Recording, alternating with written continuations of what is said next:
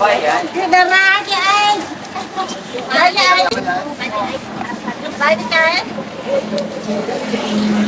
Anh đi thay ra đây. Cho tập 21.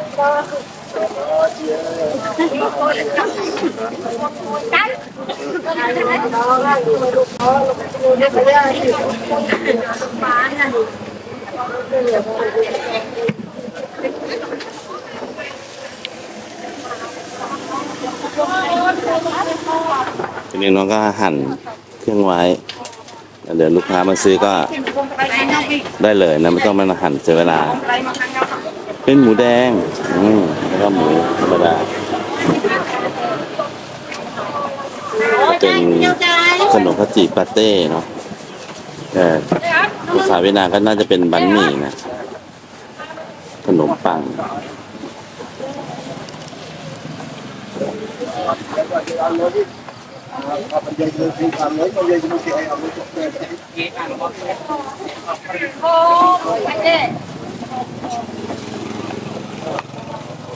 เอาไหม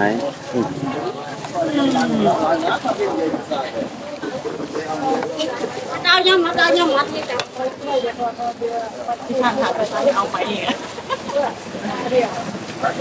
ก็จะประมาณนี้เนาะก็จะเป็นตลาดหน้าโรงพยาบาลกลางเมืองเสียมเรียบนะติดกับพัทสตรีทเลย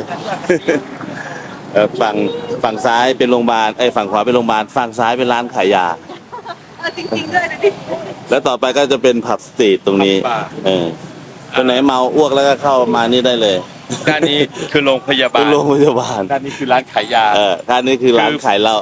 ด้านนี้คือผับบาร์นะก็จะประมาณนี้เนาะโน่น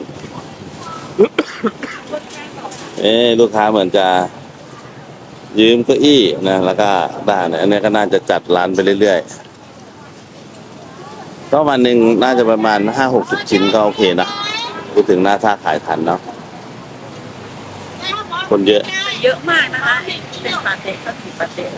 มันเหมือนเป็นข้าวเหนียวหมูปิ้งบ้านเราอ่ะเขากินอ่ะอาหารเช้าแบบราคาถูกๆแต่ที่นี่ถูกนะถ้าไปอยู่เมืองเราเนี่ยมี46วันนั้นเจอ60เลยนะ60 บาทอันนี้20 บาทก็กินได้ไง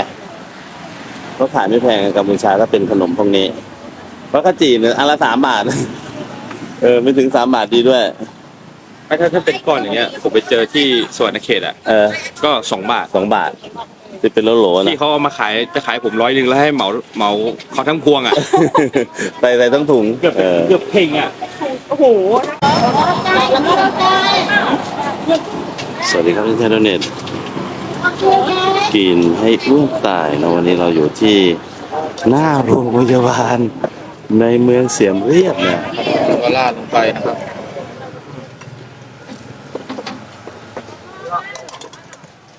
ก็เจอคุณน้องคนสวยนะเขาขายเป็นข้าวจี่นี่เอาคุณมา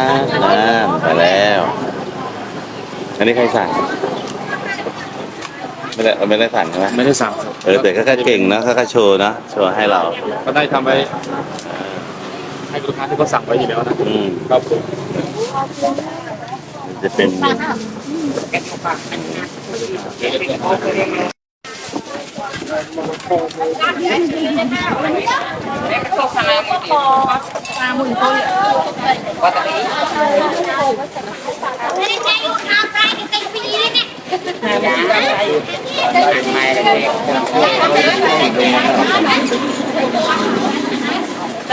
จับตัวยืดใส่กราวติดใส่กราวกดพวงเขาติดที่เจ็บที่ตา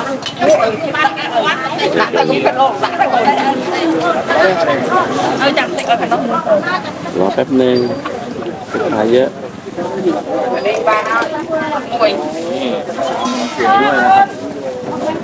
พาลุงเต็มร้านเลยนะ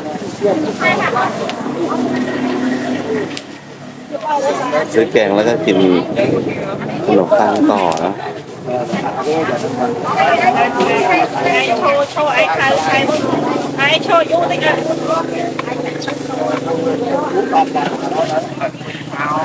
ไปโชว์ตามคนมองน้องคุยมาโชว์ทั้งวันไหนเดี๋ยวมีแบบของ ปัจจัยเนี่ยปัจจัยในกลางเองเขา โอเคก็มาเอาตัวชี้เอาไอ้โยนอะไรไปแต่ปีต้มได้ เขาทางชาติต้องไปลงกันลง เขาต้องไปต้อง ใช่เรียนนี่นะ จำเรื่องที่ได้แล้วนะที่เขาเนี่ยเอาเนี่ยเอาเนี่ยนะตาโยไอ้เนี่ยเอาเนี่ยมันจะพุ่ง ไปจะมาเจอปาน ปึ้งนี่ไอ้ไอ้ ปานเติมโต ร้านอาหารหน้าโรงพยาบาล ที่นั่นนะ บ้านละมวยบาย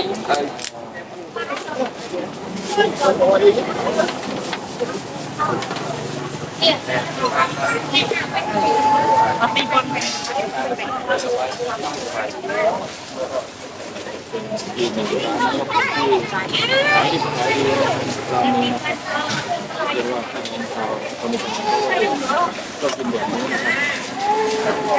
ีทุกที่เขานิยมกันเลย งานปีอันเบอร์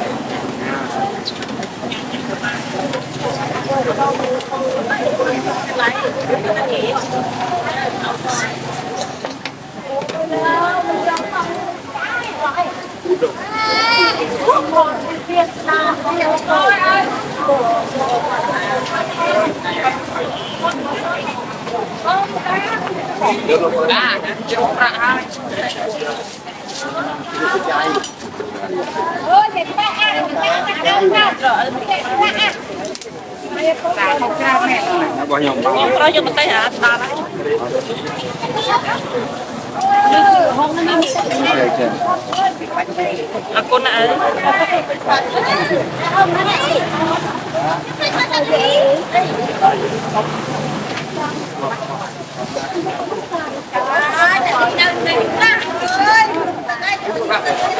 มันตัวลูก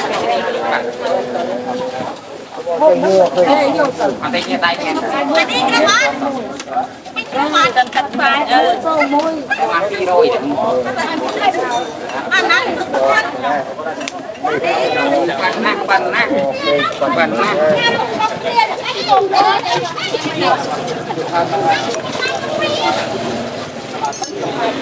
มามา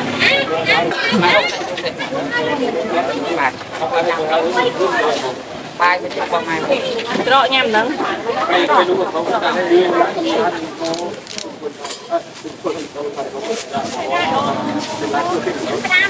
อาเตงอันนี้อาเตงหมายความคนขับไงเป็น